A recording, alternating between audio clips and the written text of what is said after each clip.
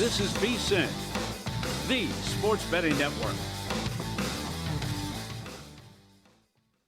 The numbers told the story, they always do. It's one of those idiots who believe in analytics. This is a numbers game with Gill Alexander on VSiN. Good Monday morning to you. It is a numbers game at VSiN, the Sports Betting Network, VSiN.com, Game Plus, iHeartRadio, YouTube TV, Sirius XM Channel 158. It's Gill Alexander, and that right there is Matt Brown in for the vacationing Kelly Bidlin on this Monday morning. What's happening? I am probably not in the same state of being as Kelly Bidlin about right now. I'm guessing after 3 days of hardcore partying, Kelly's probably not even awake right now. Matt, he's on assignment. That's how we like to say here. Not even awake right now. Kelly's in Nashville, Tennessee, enjoying himself. At least that's the last we've heard from him on the show today. And Matt, thank you for being here on the show. Greg Peterson. Greg is MLB Fab 5, his 5 plays in Major League Baseball today. He's got more, but we'll just limit it to 5 on the show. You'll have to go to the website, VSiN.com/picks for the rest of them. Wes Reynolds talking Scotty Scheffler off the schneid. Been too long, 7 months since Scheffler had himself a win, and boy, did he do it in grand fashion this past weekend. We'll talk that with Wes and whatever else he's betting these days. Adam Burke, Major League Baseball, college football, and a little later on, Matt, Drew Tabor will join us. He is the founder of something called Ungambled, which is I'll read it right here from the page. It is a math-backed platform and educational service founded by him that teaches sports bettors how to systematically extract profit from sportsbook sign-up bonuses and promotions through hedging while avoiding account bans. I can tell you that profit is good. What's that? Profit is good. So yeah, profit's good. That's right. There we go. We're looking forward to that. And then something a little later on also. I don't know when, but apparently I'll vomit it out at some point. I have found out that for 44 years I have been singing lyric-wise the wrong word in a very popular song, and I am flabbergasted by it. That's a little later on the show. Wow. I follow. I know you don't do the Instagram. Do you? Gobsmacked. You don't do the Instagram, do you? I am dabble? there. You dabble. I never post. You dabble. I rarely post. I follow at least 3 accounts that go, you have been singing this or saying this wrong or whatever. Really? At least 3 different ones, and every single time I come out going, oh wow, yeah, look at that. This came up because isn't that something? I was with my brother this weekend. The song came up. He sang it. I'm like, what the hell did you just say? And it turns out he was right. So we'll get into that a little later on the show. We'll get Matt's thoughts on week 1 of the NFL preseason. We'll do it both betting and really sports talk radio fashion. But real quick, the administrative work. Not a good weekend for our Tigers, to say the least. And I say our Tigers because we have them most wins in the month of August, but not a good weekend for the Tigers, period. You wanted to at least win 2 out of 3 from the White Sox. At the very worst, you wanted to salvage 1 win yesterday after losing the first 2. Guess what? Swept. And the Tigers, not only we take a hit with our August bet, but beyond that, the Tigers all of a sudden go from 2.5 back in the AL Central to 5.5 back. They go from inside the playoff picture to outside the playoff picture in a never-ending American League wild card race. It's the Padres, by the way, if you're scoring at home, who have the lead now in August with an 11-4 record. They have a 1-win lead over the Rays, Phillies, Cubs, and Blue Jays, as you see on the screen. As far as the divisions themselves now, Matt, we have 6 weeks, exactly 6 weeks left in the Major League Baseball season. All of a sudden now, with that sweep, the White Sox of the Tigers, every division except one, the wonderful world of the AL West, where the Astros are, I believe it's a 2-game lead, if I'm not mistaken, in the AL West. Everything else is 5 games or more.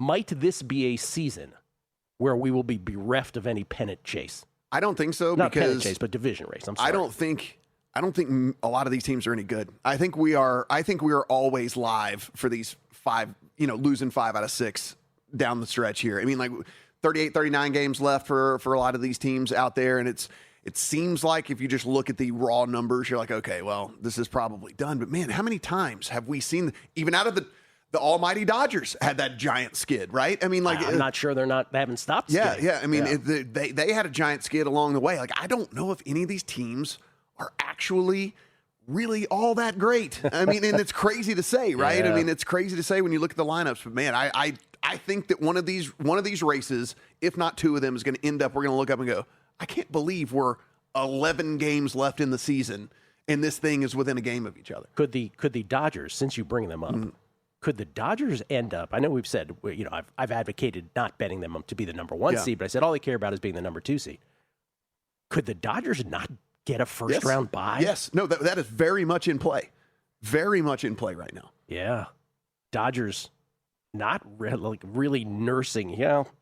That's the thing, though, right? Milwaukee, 3 wins ahead of them, 3 games ahead of them. Atlanta, a half game better than the Dodgers right now, so that's definitely in play as well. Again, we're just past the quarter pole, just past the third quarter mark of the season. Cubs have 72 wins, so they're only 2 wins behind them. So, I mean, even the Cubs could overtake the Brewers. That's right. Remember, best of 3 first round, which is what you really want to avoid in the Major League Baseball playoffs. Then it goes to best of 5, and then best of 7 by the time you get to the championship series. Tennis. Yesterday, our first really bad day tennis. I went crazy yesterday. I had 8 plays in tennis. Not so good. 2 and 6 on the plays yesterday. It was not a dog kind of day. Up a set and a break in one of them. 50 cents of CLV in another. Neither of those 2 things mattered. Today, if you want to play some tennis, and it begins here in about an hour, Thiago Agustin Tirante, who took down Novak Djokovic the other day in Novak's opening match of Cincinnati. Cincinnati's the 1,000 that directly precedes the U.S. Open. Now, part of that was, it's hard to know how much of this was Tirante. Where does Tirante end, and where does Novak's health begin? But Novak was apparently vomiting on the court. The humidity got to him. Never any good. Not ideal. Never any good. Not optimal. But I'm on Tirante today versus Martin Landaluce, who we won on the other day. Landaluce is a really good hardcourt player, but Tirante minus 134. His numbers are great. Gil, when we have 3-name FAA, we'll say FAA. Can he not be TAT? Can we have TAT? Can he just be TAT? He could be, but the number of people who would know who that is probably 0.0. Let's start it. Let's just start it. Yeah, TAT, TAT. TAT versus Martin Landaluce. We're on TAT. We're on Tirante. And then on the ladies' side, big dog, Clara Towson plus 203 versus Linda Noskova, pardon me. And then Sorana Kirstea, I was surprised by this price, minus 116 versus Anna Kalinskaya. So it's Tirante, Towson, and Kirstea as we look to bounce back after yesterday's debacle in Cincinnati. As far as the NFL, week 1 preseason, listen, everybody does reactions, overreactions. I'm curious because you're super locked into this stuff, Matt. Mm-hmm. And I'm curious, I'll just go down a list of some stuff. By the way, Matt and I are going to look at the AL West a little later on the show, the NFC South. We'll go through a couple divisions as well. But I'll just go through these sort of chronologically, beginning with, before the weekend. Drew Aller, Pittsburgh Steelers. Let's start there. 10 of 13 for 153, 2 touchdowns. Also had a touchdown on the ground, so he counted for 3 touchdowns. Pittsburgh should be excited about their future beyond Aaron Rodgers, yes or no? I mean, maybe excited about their future this season as well. I mean, like we're just assuming Aaron Rodgers is still good to go, and honestly, end of the day, I think he looked very washed last year. I mean, I thought he was a shell of what he used to be, and it seems like he wasn't absolutely in control of what his body is able to do still. Like Aaron Rodgers was, when you and I remember the peak Aaron Rodgers, some of the youngs back there probably don't remember. Was he good. Peak Aaron Rodgers.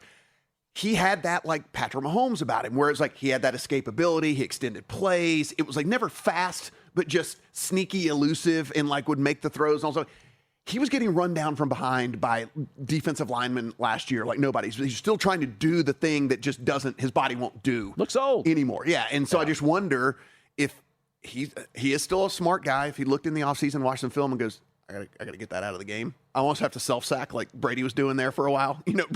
Brady, one of the greatest things about Brady was not only just the talent and everything, the intelligence of going, I'm the slowest guy maybe in the league, so I'm just going to fall down. It saves 2 yards if I don't backpedal. Here's my question to you about that, though. Do you think, how easy will it be for Mike McCarthy if, let's say Aaron Rodgers does stink it up? By the way, he's 42 years old. He's going to be 43 early December. This just in, not young. Yes. How easy or hard, what's the correct way to define this? Will it be for Mike McCarthy if Aaron Rodgers stinks up the joint to say, hey, Aaron, you're done? Yeah. I think very, very hard. It probably ends up waiting too late for it to matter in the season, but maybe at least you get 5, you get 5 games at Aller maybe at the end of the season or something like that, just to give him a little bit of game experience heading into next year. But yes, I agree with you. Too hard. You bullish on Pittsburgh or bearish this year? Bearish, big time. Yeah. Big time. We've said that before, but yes, big time. Let's see. Indianapolis. Anthony Richardson, 11 of 14 for 145, did throw a pick, 6 carries for 53 yards, a touchdown, but he did lose a fumble. Kind of the Anthony Richardson experience. What you would expect from Anthony Richardson, exactly. Yeah. Jeremiah Love, going back to before the weekend, 11 carries for 58 yards, an average of 5.3 yards per carry, but now we find out he has a high ankle sprain. This was the most crazy thing to me. 14 touches in the first preseason game for him because he caught 3 passes as well, and then comes up with a high ankle sprain that, as we know, these things take 3 to 4 weeks to properly heal before you can actually get back out there. That's right. And so you nuked him for the rest of the preseason, maybe even game 1, maybe in week 1 of the season. For what? I mean, this is what I just don't get about some of this stuff. I'm all for starters playing in the preseason to get a couple of reps and stuff, but a guy that you spent this incredibly high draft pick on, and you run him out there for 14 touches in the first preseason game? Yeah. 14 different opportunities for something like this to happen? I don't get it. You never know that it's going to happen, but it's always a possibility. Let me do one more before the break. Dejon Stribling of the Niners, who a lot of people, once Ricky Pearsall, once they figured out, we're going to have to address this knee once and for all. A lot of fantasy people, a lot of Rookie of the Year voters immediately started betting Dejon Stribling. He did not disappoint. 7 catches, 63 yards. Yeah, I thought that was a really, really good performance, something that they're going to need. It seems like that they're going to need there for sure. Real quick, just jumping back. I mean, if you guys read the betting guide, I had unders on Jeremiah Love like all over the place and stuff, and that wasn't even because of this injury type of thing. That backfield's crowded, and then now you see this and you see whatever. Wouldn't surprise me if the front office Gill goes, hey, let's not run the tires off of this guy in this meaningless season. We'll go through a bunch more of these. The curious case of the Giants, the Vikings at quarterback, the Browns at quarterback, Rams, Bears, Ravens. We'll get to it all next on A Numbers Game. You're here because you want an edge. That's what separates listeners from winners. But let's be real, mindset alone doesn't get bets home. Pros win because they've got the tools, the data, and the discipline. And now so can you. VEASAN Pro gives you access to the same real-time insights the sharps use. No secrets, no fluff, just actionable info that moves markets. Tap the link and see why serious bettors are turning knowledge into profit with VEASAN Pro.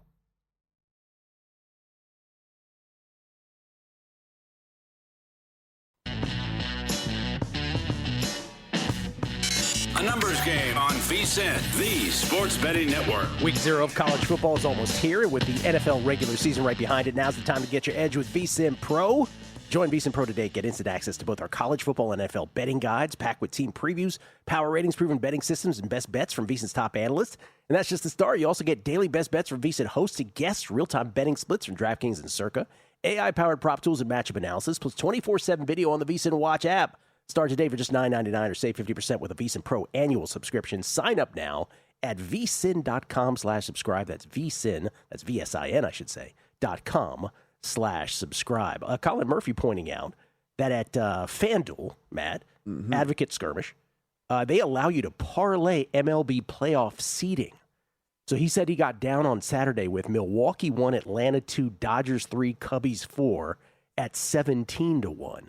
And then he also did Chicago 1, Atlanta 2, Dodgers 3, Milwaukee 4, sort of dovetailing off the Dodgers finishing third thing. I mean, that is... I love that they offer that. They let you parlay that. I think that's pretty neat. Yeah. Chance Copperbot, speaking of Drew Aller, I was able to find him at over 1.5 games started and had to put that in my portfolio. What say you? Where do you get that? One, where do you get that? And two, I really do like that bet a lot, because here's the thing. We could also... You could get to the point of not only just an injury situation, but you get to the end of the season like we just talked about. They're out of it. Yep. Week 17, 18. Yeah, we put in week 17, 18. That's outstanding. Yeah. Of course, Will Howard in the mix as well. Yeah. So there's that fly in the ointment, but still. Like that one a lot, though. Yeah. That's games started. Over 1.5 games started. Chance, let us know where you played that. I'd be curious. I'm going to guess a prediction market. I would guess as well. Yeah. The Profits, Polymarkets, and Kalshis of the world. Okay, back to week 1 of the NFL preseason. And again, by the way, just from a betting standpoint, I have been quoting the Drew Dinsick huge sample size of 1,100 preseason games. This was before last season, that he had looked at 1,100 preseason games, 447 of which qualified of games that had moved 1 point or more, and that if you got ahead of it, you were hitting at 65%. If you even waited till the end of it and got you missed the steam. you were still hitting at 58%. Well, last year and this year, that has just completely turned on its head. Yes, all the steam lost this weekend. All the steam lost. Yeah. So I don't even know what to read into it anymore. Yeah, me neither. I almost just, and I said this on the show on Saturday, I was like, the only thing that really gets me interested anymore, Gill, is like in the preseason, different strokes for different folks. I'm just not, my brain isn't wired to me too to the preseason and stuff thing. like that. I do get interested in games. If I see 3 or more, I'm kind of like, now we're handicapping what does a third stringer or a fourth stringer bring to the table, guys that are definitely never going to be on the team. Like, you're going to tell me they're 3.5-point dogs in this game. I'm like, so that's where the only time I start to get interested, right? It's like, you get me over a field goal or more, then I'll start to kind of look into things and just almost blindly play the dog, because it's just like, I don't know if there's that big of a difference in these teams once we get to talking about dudes that are obviously not going to be on the roster here in a couple weeks. Yeah. And that's not to say others don't do very well in preseason, not how my brain is necessarily wired. The one thing I do, seeing your one thing you do and raising, is the 3-team 10-point teaser, which, by the way, was invented by the great Chrissy Andrews. He was the first person to ever do this. That hit. There were, I think, of the 16 games, only 3 didn't qualify if you teased them down. Yeah. Just a low total into the 20s, tease them up, and so hit that one at -130. Will I do it again this week? I don't really know. Who knows? I don't really know. We'll see. By the way, speaking of running back injuries, we talked about Jeremiah Love. This just in as well. Jets fans, you were getting very excited about your season, were you? Well, this just came in. I hope this is going to be okay. This is from Rich Cimini. I don't know how you pronounce it. I apologize, Rich, on this. Breece Hall goes down untouched while running after a catch. I assume this means a practice. Yes, I'm reading kind of the updates, which, by the way, are sparse, but I've seen everything from groin to thigh, but nothing indicating a knee or like an Achilles or something like that. So it seems like the trainer was focused more in the mid section of him than it was on the lower half. But I like that you're doing this again. For the people at home, just for the people watching at home. And so, again, that looks good. And honestly, that was kind of one of my notes for us to talk about, was just the usage of Breece Hall that I kind of saw in that first game, where they were running with the starters and they wanted to kind of get the starters going out there. And I mean, he played 10 of 11 snaps on that opening drive, like didn't give way on third down. It seemed like maybe Aaron Glenn was moving towards more of a maybe like a bell cow type situation with Hall, where we did see a lot of, 3 different guys really get a significant amount of touches last year. And I was wondering if maybe there was some upside to all of that, but okay. Here's Glenn from Schefter. I don't think it was a big deal. Okay. So there we go. All right. We're just here to report the news. So there we go. At least that's good. But yeah, it's like, to me, I was wondering if are we heading more towards a guy being more of a bell cow here? And if that's the case, I mean, his number, Gill, is 899 rushing on the season. He got over 1,000 last year, as it was anyway, where he was kind of getting carries siphoned off, and even carries siphoned off by the quarterback in Fields, who ran over 70 times, had over 70 carries. So I was kind of leaning more in that direction. Them saying this is no big deal, at least, is something I would put up. I don't like to bet overs on running backs at all, but when I think it's mispriced for the role that the guy might have, then it starts to pique my interest, and Hall was at least one of those. I have an Aaron Glenn question for you. Cade Klubnik from Clemson, 5 of 7 for 56 yards, and you figure, okay, well, this is a perfect, keep playing. Yeah. And he took him out. Yeah. I'm like, well, what are you doing? I mean, shouldn't we see more of him? Try to see what he's made of there. The other New York team, Jackson Dart, check for a concussion after a punishing sack. He had 5 concussion checks last year, I believe. Mike Tanier wrote a great preview on the Giants in the FTN Almanac, and he said, he goes, Dart can't, really worried about his concussion problem. Malik Neighbors might be a diva, and the word he used, he goes, and Cam Scatabo, by all indications, might be a doofus based on all the stuff he does off the season. What's the feeling you have on Jackson Dart and all of this inability to stay out of concussion protocol, or in the tent, I should say? With this one, I think that there's a little bit too much being made out of it, mainly because it was not him. It was, obviously they buzz right from upstairs and make you have to go and whatever. And if you were watching the game, it was just a free runner that hit him in the hit him in the gut, right? And it was like one of those things where he didn't get up gingerly. He didn't none of this stuff, right? And then it was like they buzz him. He has to go to the blue tent. Nothing he can control. Nothing. I mean, the running back missed the blitz pickup, and he just gets drilled. And then they make him go to the 10. And he said as much afterwards, going like, "Look, guys, every time I get hit, like you can't make me go to the blue tent, And then he came back in and threw the touchdown pass, right? I mean, he rolled against his body, squared his hips. I thought it was a good pass into the corner of the end zone for a touchdown. As a guy who was a Washington guy, right? And RG3 was played completely. Now Jaden's getting us over like, oh, they're sleight of build. Every time they run, they get hurt. Like, and it was just this. The reputation was far worse than reality. It's like, oh, it's luck also, right? It's bad luck. I don't hear this about Dart yet, but now I feel like I should be levying the same thing against him. Like, oh, I don't know. He's whatever. Right.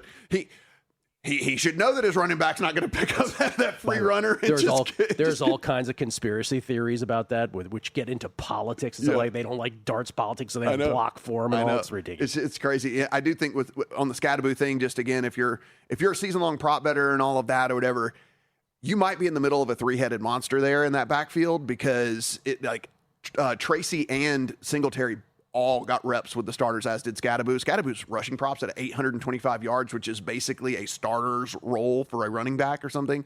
Not only do we factor in injuries anyway when we're talking about running backs, but if they're going to be splitting carries with Singletary and Tracy as well there in that backfield, then 825 is way too high on Scattaboo. That would be an under for me for sure. Let's do speed round here. 30 seconds on this.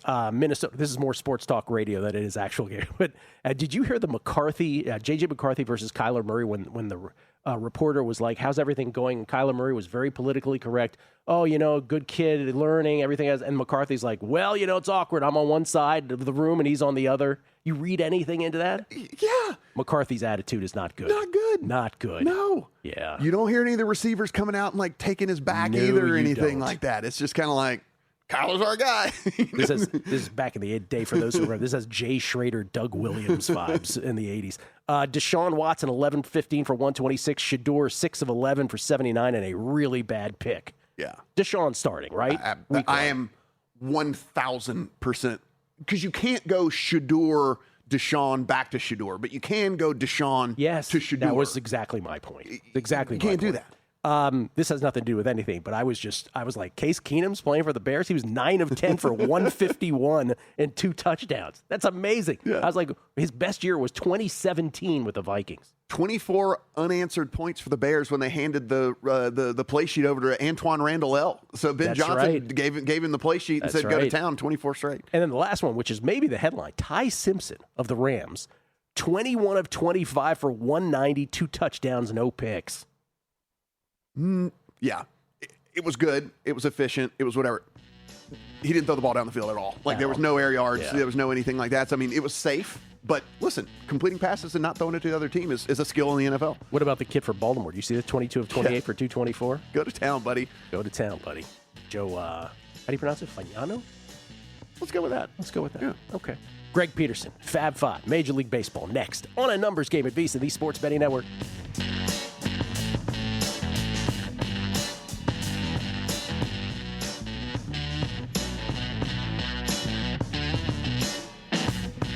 A numbers game on VSiN, the Sports Betting Network. Hey, Matt, don't forget about the Sharp Plays. Yep. Unmatched transparency with records updated daily, AI betting analysis, real-time global betting info, alerts directly from the pros. You can scan the QR code on your screen for more. SharpPlays.com. Check them out. Skill Alexander. That's Matt Brown in for the vacationing Kelly Bidlin. Kelly's on assignment. You'll see what he comes back with. We get tweets of beating the book. Here's exactly what I was talking about. Nemesis Enforcer. On Dart, the fact that Harbaugh let him go back in, there's going to be an O-line whiff for his trumping. He's being political, not me. I'm just telling you that was a conspiracy. Jacob Ellis at Wapisi Capital. Jacob is responsible for the Todd Wishnev purple image for Wishnev Wednesdays. This is a great question. This hasn't come up in a while. It says, when you were betting baseball heavily back in the day, did you notice your Sunday results differing from any other day of the week? I seem to struggle on Sundays to the point where I'm considering taking that day off. Is there any merit to this? Matt, I don't know about you, but I recall this very vividly, that Sundays were a little squirrely. And I remember having this conversation with Joe Pita. He's convinced as well. And it's because it's not getaway day like Thursday feels like getaway day, but it does feel like, yeah, we're out of town here after this. So let's let's roll. So I'm on air here on Sundays and kind of have to deal with this pretty regularly. And so I give the, full disclaimer. I'm like, listen, there's two things that are at play here. One, it's your typical day off day for a lot of guys. So like you got to check the lineups too. So the lineups are always different and stuff. So like, catchers are getting days off and things and stuff like that. And then other is they're all day games except for Sunday Night Baseball. And most of these dudes are playing night games, and most of these pitchers are creatures of habit, and they have their routines of how they prep for their starts every single time. I wake up at X time, I eat this, I go do this, I take a nap, I whatever, and blah, blah, blah. You can't do that when your game starts in the middle of the day, right? And so I do think that some of that happens with the pitchers as well. You just get off of your schedule, and the results vary on Sundays. And Matt Brown knows this because Matt Brown used to be a pitcher. Yeah, well, college level pitcher. Back in the long 20 plus. Who was it that took you deep? Ricky Weeks just destroyed a pitch of yours. Yes. It didn't go. It dented the wall. It didn't. I'm sorry. Yeah. I sold you short. Yeah. It dented the wall. Yeah. My bad. It almost went through the wall. Greg Peterson joins us now. You can follow him on Twitter at gunit_81. Greg, not only someone we delve into with his personal life, but I'm curious your answer to that question about Sunday baseball. Greg, do you find it different than the other days of the week? This year, my Sundays have actually been quite good. In past years, they've oftentimes been just all over the place. You either have really, really good days or you have a really, really bad days with not a lot in between. So that's the way it goes with Sundays, because if you decide to go a little bit contrarian, sometimes that's really good. And then sometimes exactly what you expect, you get none of it whatsoever. So I do feel like with Sundays, it's the day of the most variance because of what you mentioned. The lineups are going to be a little bit different. And some of these pitchers that typically they're rocking and rolling, it's usually the day where they get dinged up a little bit more than normal. Greg, I try to get through our segments without bringing this up, but if I don't bring it up, inevitably somebody tweets and says, hey, how come you didn't ask about this? All good on the personal front? Things, dating life is good? Playing the field? How would you things characterize are great. this? Absolutely. Absolutely. Prospects? Things are great. I notice you're not writing We about don't them. need any prospects. Things are very, very much cemented. All good. Cemented? Breaking news. Wait a minute. We'll explain that before we move on. Is this the same one from like a month ago? I'm not out there looking or anything like that, so we are all good. About a month ago, he said he had a couple of repeats. Is this the same from a month ago? Yes, very much so. And they said it wouldn't last. There we go. And they said it wouldn't last. There we go. Mazel tov, Greg. Hope it gives you all the dreams come true. Looking forward to you writing extensively about this again on Twitter one of these days. Let's get into your Fab Five. Let's start with the Orioles and the Rays. The Rays got out to a ridiculously hot start in this month of August. Still have a nice, comfortable cushion in the AL East with 6 weeks left in the season. They're taking on the O's today, who are now on the inside of the AL playoff picture. Looking out. What do you got here? And the Orioles trying for a 4-game road sweep of the Rays, who had the best record in all of baseball at home entering into the series. I do like the money line here of the Orioles, too. Brandon Young has been very rock solid for them. Now, he does pitch you a lot of contact, 7.4 strikeouts per 9 innings. That's a big reason why I do like the over here. Flip side for the Rays, you have to wonder what you're going to get out of Shane McClanahan. This is going to be his first start here in the month of August. Last time he pitched was on July 30th, and what he's been out there has been rock solid. He's been able to give you an ERA right around about a 3.08, fielding independent, relatively in line with that. Only giving up right around about 0.7, 0.8 home runs per 9 innings, but another guy that pitches to a lot of contact. In his one minor league rehab start, only went 3 innings. Question mark with how deep he's going to be able to go, especially with Freddie Peralta not throwing a full 5 innings. I think that leaves you in very good shape for the over, so I'm going to be looking there. And on top of that, I like the Orioles at plus money again here on the money line.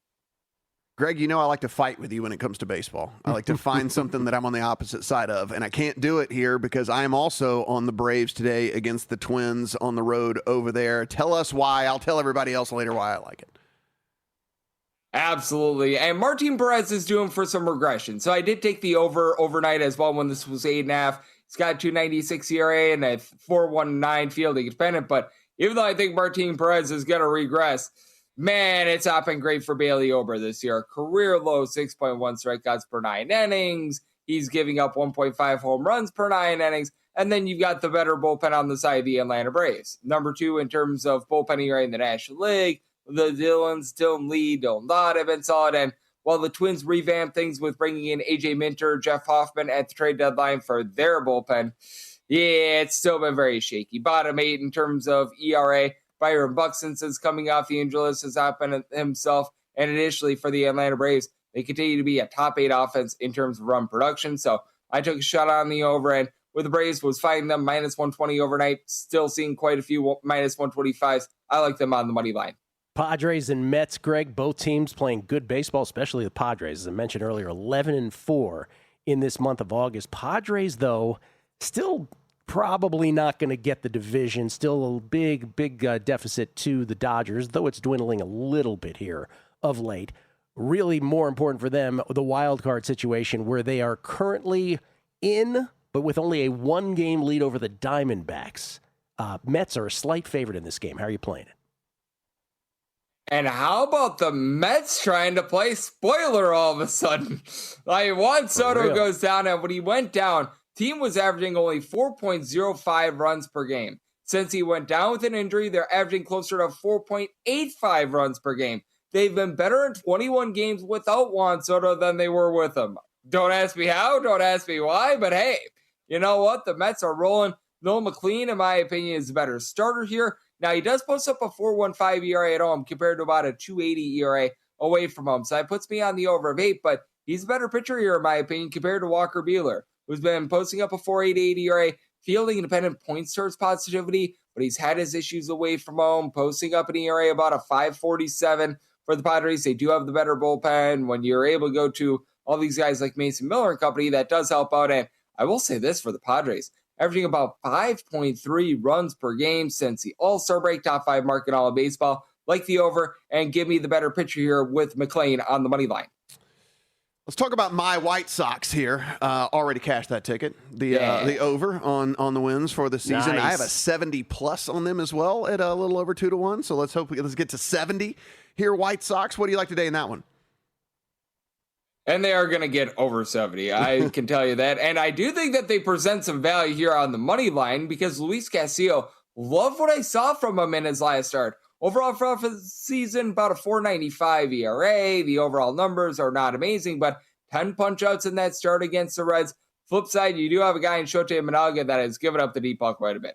1.8 home runs per 9 innings overall for the season. Last 14 starts, closer to 2.2, 2.3 home runs per 9 innings, but wind should be blowing in a little bit at Wrigley Field. Now, as the night goes along, the wind is probably going to be dying down just a little bit, but I do think that the ball stays in the yard here. And for the White Sox, they have been a very good bullpen recently. Since June 1st, they've been a top 8 team in terms of bullpen ERA. Right now, we're seeing that total at an 8. I was able to grab an 8.5, but even at an 8, do like the under and the White Sox at plus money on the money line.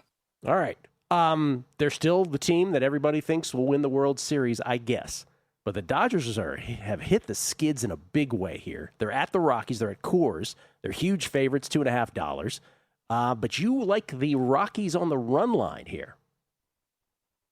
And we're going with the hottest pitcher in terms of making you money in all of baseball. If you bet $100 on Tomoyuki Sugano this year, every single start that he's went out there for the Rockies, you're up $1,436. The most profitable pitcher in all of baseball. I'm not willing to go money line here, but I took a 1.5. Sugano at home, a 3.93 ERA, 1.5 home runs allowed per 9 innings. That's down from more around 1.8, 1.9 home runs overall for the season. And Blake Snell, really nice first start off the injury list for the Dodgers.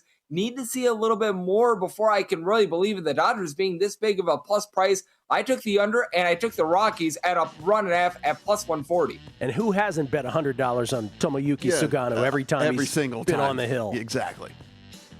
Mark Borchardt. Look at that smile. That's only a smile from a guy that's been with the same girl for a month. You see that? Look at that smile by Greg. Greg, you're the best. Thank you. Appreciate it. Greg Peterson, everybody. Appreciate you. Thank you. Thank you. GUnit_81. We'll talk some AFC West and the lyrical conundrum.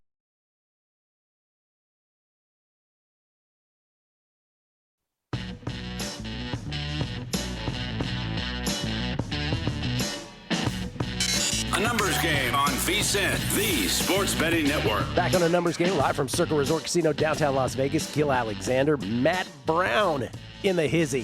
Follow Matt on Twitter at MattBrownM2 because there's about 1 billion Matt Browns. It's unfortunate. It is unfortunate. Yeah. I get every now and then some hate stuff. There's a Matt Brown CFB, and if anyone follows me, you know I'm not the biggest college football guy, but like this guy's forte is college football, and I guess he will give a take or something and come and be like, "You idiot! Like, what are you talking about?" And like whatever. And I'm like, I mean, idiot fair, but like, what do you mean? What idiot take did I give? Wasn't there a UFC fighter also? There's also a Matt Brown UFC fighter. Yeah, that was very unfortunate for him. Well, the guy that I'm about to say, managed by one of my good friends. So he had both of our names in his phone. Oh, man. And on occasion, I would get these, hey, man, they want to put you on this card and whatever and blah, blah, blah, and all these different things like that. And, like, usually I would just be like, dude, it's me, you know, like, whatever. Yeah. One time he texts, he does, like, hey, they want to put you on this one, whatever. And I go, you know what? This guy hasn't changed in his phone, like, some sort of notification. So, you know what? This is it. This will be the last time that he ever texts me about a potential bout. And I said, hey, man, after long, I thought about it over the weekend and stuff like that. Like, I think I'm going to make a switch for management team and whatever and all stuff. And I go on with it for like 15 minutes. The perils of being named Matt Brown. And then finally I go, you know what? Guess what, buddy? It was actually me. Change it in your phone, okay? Don't ever do this again. We get tweet speed of the book. Shrek McPhee parlayed Scotty minus 188 yesterday after hole number 1 with Iga for the U.S. Open. LFG, Iga season. Iga unlocked. Let's go. Hope you get it. Chris of St. Bart's. What's your Carbone go-to and opinion on Din Tai Fung? Carbone, I don't have a Carbone go-to because it depends on the season. Summertime, they have special menu stuff, like a caprese salad if you're into that, which is just out of this world. But the Carbone sort of greatest hits are always the veal parm and the spicy vodka rigatoni. Carbone Riviera go-to, though, is the AOP with the crab, the pasta. It's outstanding. Din Tai Fung, great. I do have go-tos there. Spicy wonton. Never avoid the spicy wontons. They're fantastic at Din Tai Fung at Aria. Jason Stark, the reason the Mets have been better is that Lindor and Bichette actually started hitting. Yeah, it's pretty simple. Mr. Masterline, Greg, it's innings, like in or in, not innings. This is so great because my oldest friend, Tommy, his entire life, innings. I'm like, Tommy, it's innings. Some people have that innings thing. And then Bill Hooker, been with VSiN since the beginning. The show with you guys and Kelly was one of the better shows. Bill, on the one hand, I thank you. On the second hand, I beg your pardon. It's the greatest show to ever be canceled. I was going to say, we actually have a tagline for this one, and it is the greatest show to ever be canceled on this network. Greatest show to ever be canceled. AFC West, Matt, it always starts with the Chiefs. The Kansas City Chiefs, of course, whose season win total, by the way, is the highest of the bunch. Chargers, Broncos make it competitive. Raiders, one team not like the other, although we didn't even bring up Fernando Mendoza when talking preseason.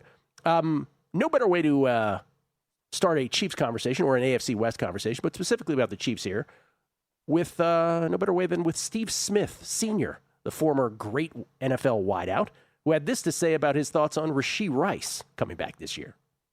Watching Rashee Rice and watching him run routes, he can run routes. Oh, yeah. I do think the knee, he's working himself back. Yep. I don't feel comfortable saying out loud what I really think about how it may go. I hope that he has a bounce back year and that he comes back to being a Rashee Rice that we all are hoping he can be. And I'm not saying that he can't play football. I'm just talking about the wear and tear with the knee. Yep. Okay. Right. And that's just a major concern, right? Well, what does that sound like to you? First of all, Rashee, not Rashid. Yeah, yes. Maybe he's talking about somebody else, but I think it's Rashee. That didn't sound good. It didn't sound good, and it was the thing that really jumped off, when I was listening to this was just him saying, like, I don't really want to say out loud what I think is going to happen. As if to say, like, I don't think this is going to be good. Like, I don't think that the knee is healthy. Who knows better than Steve Smith what a healthy knee running a route looks like, and it's like him going, yeah, it's a concern. I don't know, man. That's been my biggest thing with leading into this season with the Chiefs is who is Patrick Mahomes going to throw to? Does Patrick Mahomes again have to be Superman? And how many times are we going to just go, well, it's Patrick Mahomes. He's going to put on the cape. They'll be fine. But we finally, last year was the first year we didn't see that anymore. Right. Right? Like, oh, it wasn't fine in the end. And it's a year older for Kelsey as well, right? Because you got to think when he was doing all of that. He was already a step and a half or 2 steps slow. Kelsey was in his prime whenever Patrick Mahomes was doing all of that, and he's no longer there. And I think there are some fair concerns for the Chiefs. They did address the fact that they had no running game whatsoever last year with Kenneth Walker. And by the way, for those who sort of, running backs, whatever, they're all a dime a dozen. Walker finished with 105 broken tackles last year, 3rd in the league, despite not being an every down back. He's a heck of a running back. So that's a big pickup for them. But the big thing for the last 2 years, again, what's the difference with the Chiefs? 2024, they went 11-0 in one-score games. Last year, 1-9 in one-score games. And that was the year, again, the first time we saw Patrick Mahomes not be able to put on his Superman cape, as you say, and win. But you think they're the best team in the division? I do not. You do not? I do not. You believe the who is? The Denver Broncos. Okay. I have bet the Denver Broncos to win this division. I think that the Broncos, if you look at this defense, I mean, it is ridiculous yet again, right? They just have to just stay the course with that defense. So the floor is so incredibly high from their aspect because they're never going to be getting blown out in games with this defense. So Bo Nix doesn't necessarily have to be. Everyone's always wants to rag on Bo Nix and stuff. He doesn't have to be a top 5 quarterback in the NFL for this team to win games. He needs to be a top half quarterback for this team to win games. And because we don't know if he's good or not, do we? No, we still don't know for sure. They do bring in Waddle now, so there's a real second option. Huge. A real second option. Because Bo Nix was terrible in the middle of the field, and now they address that with Waddle. And then with that defense, I just think that if you look at where they stand comparatively to the rest of these teams, I really, really like the floor. And like I said, as long as Bo Nix, he's healthy and he's out there doing all the things and stuff like that, so I just have to believe what they're saying. Yeah. That he is healthy and heading into this season full strength. If that's the case, Gill, I think that they are the best team in this division. What do you get them at? 270. Okay. 70 something. I just spoke about the one-score games for the Chiefs the last 2 years. Last year, the Broncos in one-score games, 11-2, straight up. So we'll see if there's any regression. The difference, though, of course, is that, as you said at the top, the Broncos, as long as you have Nick Bonito and Patrick Surtain Jr., I mean, that's just anchor. Riley Moss problem, though? Can we hide that? I look at the other corner?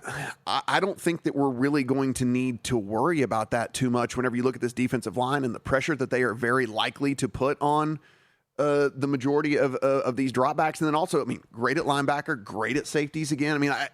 I think the sum of the parts here is going to be fine. Also, I talked about the one-score games, and the assumption then is that will regress. Here's a good thing in terms of regression for the Broncos. Takeaways. They fell from 26 in 2023 to 25 in 2024 to just 14 last year. So maybe there's an uptick in that also. So it's not like they benefited from a bundle of takeaways, I should say, last year. The big thing also under the radar, Sean Payton's not calling plays this year. Yeah. At least at the start. Let's see how long we'll see. And I know you and I love to talk about this. A lot of people don't love to talk about this, but it's a good offensive line as well. And that can make a average quarterback a better than average quarterback if he's not running for his life all the time, if he's not under duress all the time. And you got a good offensive line there for them as well. Okay. Chargers, always the most, I guess, hotly debated of all these teams.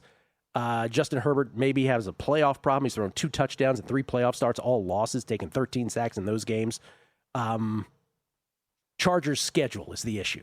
2 games supposedly easy to start, and then after that, it's sheer brutality. And so it's the things that we can definitively say, okay, Justin Herbert is a good quarterback, and I don't think anyone is going to argue that point. Also, though, you look and you say, Quentin Johnston, Trey Harris, and Ladd McConkey are your 3 starting wide receivers if we're talking 11 personnel. Not great. Could these guys make the year 3-4 leap, and all of that and prove us all wrong? Okay, sure. Not likely, right? And that's the thing that really just jumps off the page to me, which is you can be an all-star quarterback like Justin Herbert is, but if this guy can't get open, and you and I dating all the way back to the primetime action days, dating all the way back, we should talk about separation for a lot of these guys. And it's if the guys are not getting any separation, it doesn't matter. You can't throw into a tight window every single time. Yeah. for sure. And the Raiders rounding out the division. Fernando Mendoza looked great. I think. I thought so. Drives 2 and 4 were solid. Except, you talk about wideouts. Is Jalen Naylor their number one wideout? Yes. Like, I don't know. This is why I'm assured Kirk Cousins is going to play till November. Yeah. Because, I mean, what are you doing throwing Mendoza out there, like, again, throwing to me and you? Can they win 6 games? Can they exceed their season win total? I think so. Yeah. I mean, because they still have the great tight ends in Bauer and Mayer. They still, Max Crosby. For the time being. Max Crosby's coming back after all. So they still have players. But, yeah. Yeah. Okay. Added Nakobe Dean, Quay Walker to the defense, Taron Johnson from the Bills. I think they can get to 6. We'll come back. Adam Burke, Wes Reynolds, and more. All right, now I got to ask you this lyric question in this song. Next, on A Numbers Game at VSiN.